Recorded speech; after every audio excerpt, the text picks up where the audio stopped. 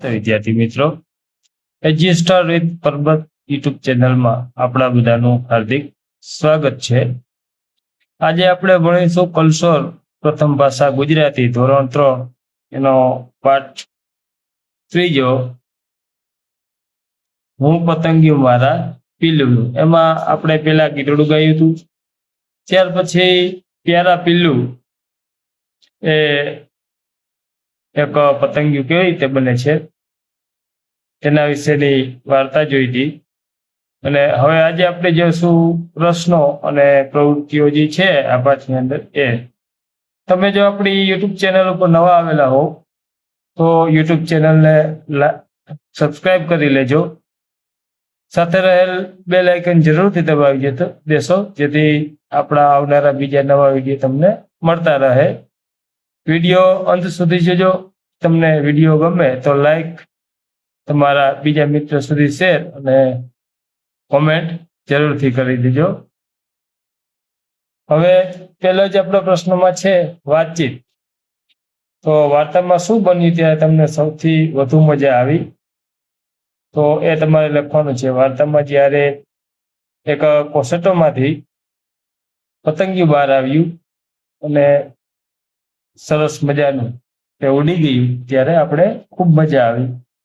તમને પિલ્લુની ચિંતા ક્યારે થઈ? તો પિલ્લું જ્યારે પતંગિયા સ્વરૂપે કોસેટોમાંથી બહાર આવ્યું અને પાંખો ચોટેલી હતી ત્યારે ચિંતા થઈ. અથવા જ્યારે લીમડાની ડાળખીને ધક્કો લાગ્યો ત્યારે ઈંડા પડી જવાની ચિંતા થઈ. બ્રેજ એવા ઈંડાવાળું પાંદડું ઘરમાં લાવ્યા ત્યારે તેમના મમ્મી પપ્પાએ તેમને શું કહ્યું હશે? તેમના મમ્મી પપ્પાએ તેમને કહ્યું હશે કે આને ઘરમાં ન લઈ અવાય, તે બહાર પ્રકૃતિમાં જ શોભે, તેને ત્યાં જ રહેવા દેવાય. ચોથો પ્રશ્ન છે અમારે ઈયળને સાચવવાનું થાય તો તમે તમારા ઘરમાં ખોખો ક્યાં મૂકો? કેમ? તો અમારે જ્યારે ઈયળને સાચવવાનું થાય ત્યારે અમે અમારા ઘરમાં ખોખાને સુરક્ષિત જગ્યાએ મૂકીએ, જેથી કરીને એને કોઈ નુકસાન ન પહોંચે. પાંચમો પ્રશ્ન છે ચાલી બતાવો. ઈયળની જેમ ચાલવાનું છે તમારે, સાપની જેમ ચાલવાનું છે અને અળસિયાની જેમ ચાલવાનું છે. છઠ્ઠા પ્રશ્નમાં પગ ગણો. તો કીડીને 6 પગ હોય છે, મકોડાના પણ 6, વંદાના પણ 6, પતંગિયાને 4 પગ હોય છે અને કાનખજૂરાને 28 કે તેથી વધારે હોય છે. આગળની પ્રવૃત્તિ આપણે જોઈએ તો તમારા નાક અને મોં આગળ રૂમાલ રાખો. આપેલું વાક્ય ખરું હોય તો ખાંસી ખાવ, ખોટું હોય તો છીંક ખાવ. તો પતંગિયાના ઈંડા લખોટી જેવડા હતા તો વાક્ય ખોટું છે, તેના ઈંડા ખૂબ જ નાના હતા, તો ત્યાં તમારે છીંક ખાવાની છે. બીજું વાક્ય છે મીઠા લીમડા પર ઘણા બધા પતંગિયા હતા, આ વાક્ય સાચું છે, તો ત્યાં તમારે ખાંસી ખાવાની છે. ત્રીજું વાક્ય છે પાંદડા ખાઈને ઈયળ પહેલવાન બની ગયેલી, તો કે સાચું છે, તો ત્યાં તમારે ખાંસી ખાવાની. ચોથું વાક્ય આપણું છે દ્વિજીએ કોસેટોને દબાવીને તપાસ્યો, તો એ ખોટું છે, એને દબાવીને નતો તપાસ્યો પણ એને સ્પર્શ કરીને તપાસ્યો હતો, તો ત્યાં છીંક ખાવાની છે. પાંચમું વાક્ય છે કોસેટોમાંથી પતંગિયું બહાર આવ્યું, આ વાક્ય સાચું છે, એટલે ખાંસી ખાવ. ત્યાર પછીની આપણી પ્રવૃત્તિ છે વાંચો, શોધો, વિચારો અને લખો. ત્યારે તમને શું થાય? કૌંસમાંથી વિકલ્પ પસંદ કરી ખાલી જગ્યામાં લખો. પેલું વાક્ય આપણું છે, અહીંયા આપણે વાક્ય ખંડો આપેલા છે. કેટલું સુંદર, ચિંતા થાય, ઉદાસ થવાય, કેવું જોરદાર, ગભરાઈ જવાય. તો પેલું આપણું વાક્ય છે પંખો ચાલુ હોય અને કબૂતર ઓરડામાં આવી જાય તો આપણે શું થાય? ચિંતા, કે ક્યાંક તે પંખામાં આવી તો નહીં જાય ને. ત્યાર પછીનું બીજું વાક્ય છે વાંદરાઓનું ટોળું અચાનક આવી જાય ત્યારે ગભરાઈ જવાય. ત્રીજું વાક્ય છે તમે માળો લટકાવો પણ ચકલી રહેવા ના આવે ત્યારે આપણે શું થાય? તો ઉદાસ થવાય. ચોથું વાક્ય છે અંધારી રાતે આકાશમાં તારા જોઈએ ત્યારે કેવું જોરદાર છે એવું આપણે થાય. પાંચમું વાક્ય જુદા રંગના ફૂલ ખીલેલા જોઈને કેટલું જુદા જુદા રંગના ફૂલ ખીલા જોઈને કેટલું સુંદર છે એવું આપણી મનની અંદર થાય. હવે અહીં પ્રશ્ન આપેલા છે, પ્રશ્નોના જવાબ લખો. લીમડાના પાન પર કાણા કેમ હતા? તો ઝીણી ઝીણી ઈયળે પાંદડા ખાધા હતા એટલે લીમડાના પાનમાં કાણા હતા. બીજો પ્રશ્ન છે આપણો, ઈવા કેમ ઉદાસ થઈ ગઈ? તો પેલા પતંગિયાની સાથે બીજા બધા પતંગિયા પણ ઉડી ગયા એટલે ઈવા ઉદાસ થઈ ગઈ. ત્રીજો પ્રશ્ન છે, ધક્કો લાગવા છતાં પાંદડા પરથી ઈંડા પડી કેમ ના ગયા? ઈંડા પાંદડાને બરાબર ચોટેલા હતા એટલા માટે ધક્કો લાગવા છતાં પાંદડા પરથી ઈંડા પડી ગયા નહીં. ચોથો પ્રશ્ન છે, દ્વિજ અને ઈવા ક્યારે પિલ્લુની સંભાળ લેતા? સવાર સાંજ અને નિશાળેથી આવતા જતા તેઓ પિલ્લુની સંભાળ લેતા.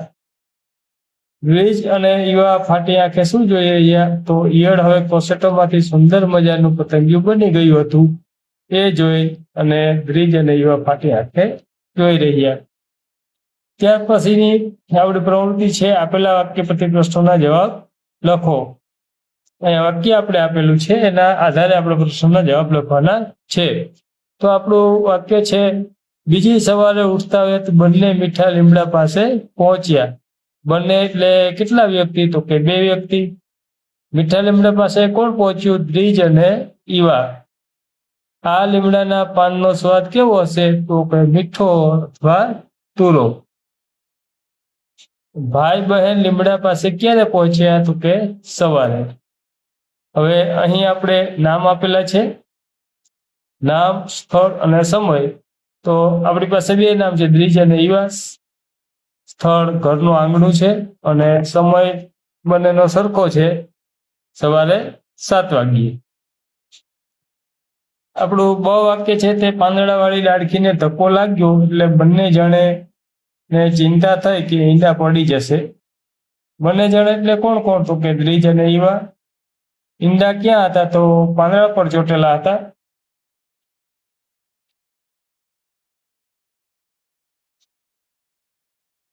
બંને કઈ વાતે ગભરાયા? તો કે પાંદડાવાળી ડાળીને ધક્કો લાગતા બંને ગભરાઈ ગયા કે ઈંડા ક્યાંક પડી જશે.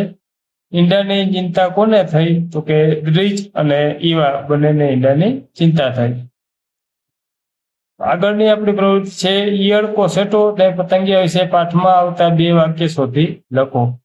ઈયળ અને કોસેટો અને પતંગિયા ત્રણેય વિશે આપણે 2 વાક્ય લખવાના છે. તો પેલું ઈયળ છે. પહેલી નજરે તો લીલા લીલા પાંદડાની વચ્ચે કોઈ ઈયળ દેખાય જ નહીં. બીજું વાક્ય છે, પાંદડા પર ભાખોડિયા ભરતી ઈયળ. કોસેટો, તો કોસેટો એ એકદમ કઠણ હતો. થોડી વારમાં કોસેટો તૂટ્યો અને તેમાંથી જીવડું બહાર આવ્યું. પતંગિયું, તો પતંગિયા વિશેનું પેલું વાક્ય છે, મીઠા લીમડા પર તો પતંગિયાનો મેળો જામેલો. અને બીજું વાક્ય છે, પિલ્લું હવે સુંદર પતંગિયું બની ગયું. ત્યાર પછી જોડકાઓ છે, યોગ્ય જોડકા જોડો. અ અને બ છે. તો ઈંડું, પહેલા ઈંડા હોય, બીજા નંબરે ઈયળ, ત્યાર પછી ઈયળમાંથી કોસેટો બને અને કોસેટોમાંથી પતંગિયું બહાર આવે. અને અહીં આપણે ક્રમ આપેલો છે કે પતંગિયાના ઈંડા હોય, એમાંથી ઈયળ બને અને એમાંથી કોસેટો બને, એમાંથી ફરી પાછું પતંગિયું બને. એ રીતના તમારે અહીંયા લખવાનું છે.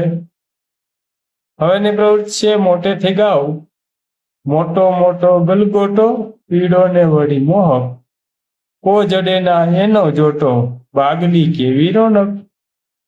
ખેતર વચ્ચે ખોઈ વાળીને ફૂલ ઝીણા ફોડીશ, વાગશે કાંટા દુખશે પાણી, તોય જરીકે ન બીસ.